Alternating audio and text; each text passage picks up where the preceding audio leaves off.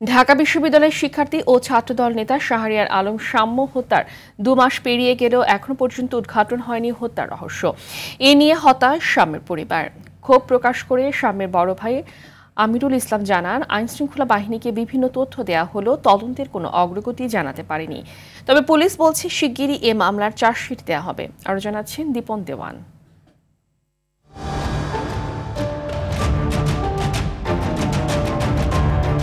গত 13 মে রাতে সোহরাওয়ার্দী উদ্যান সংলগ্ন এলাকায় একদল দুর্বৃত্ত ছুরিকাঘাত করে শাহরিয়ার শাম্যকে।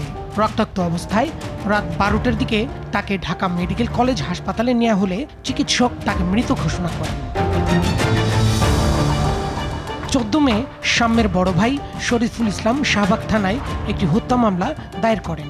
মামলার তদন্তে নামে গোয়েন্দা পুলিশ ওই মামলায় 8 জনকে গ্রেফতার করা হয়। তাদের মধ্যে মাদক ব্যবসায়ী কবুতর রাব্বি ও রিপন আদালতে স্বীকারোক্তিমূলক জবানবন্দি দিয়েছে। অভিযুক্ত করা হচ্ছে কবুতর রাব্বি সহ 8 জনকে। চার্জশিটে সংযুক্ত হচ্ছে সুইচ গিয়ার, টেজার গান ও দেশীয় অস্ত্র। অভিযুক্ত যারা আমাদের হাতে আটক হয়েছেন তাদের কাছ থেকে প্রাপ্ত জবানবন্দি এবং অন্যান্য সাক্ষীদের যে জবানবন্দি সব বিশ্লেষণ করেছি।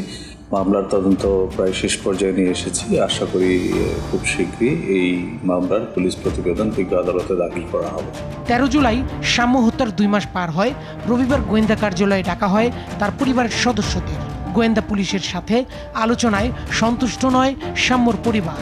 তাদের বক্তব্য মতে বোঝা যাচ্ছে যে শাম্যর সাথে তারা পূর্ব পরিচিত আছে, এই মাদক কারবারিদের আগেও তাদেরকে শাসন করছে, কিন্তু তারা বলতেছে যে না, আমরা আরো একটু অধিকতর তদন্ত করতেছি, অন্তরালে কেউ আছে কিনা। তো অধিকতর তদন্ত করতে তো 2 মাস সময় লাগে না, আপনি যদি মূল আসামি কালপেটকে ধরে ফেলেন আর কি। তো আমরা একটু উষ্মা প্রকাশ করে আসছি। আইনশৃঙ্খলা বাহিনীর তদন্ত প্রতিবেদনের অপেক্ষায় শাম্যর পরিবার। দীপন দেওয়ান, আর টিভি, ঢাকা।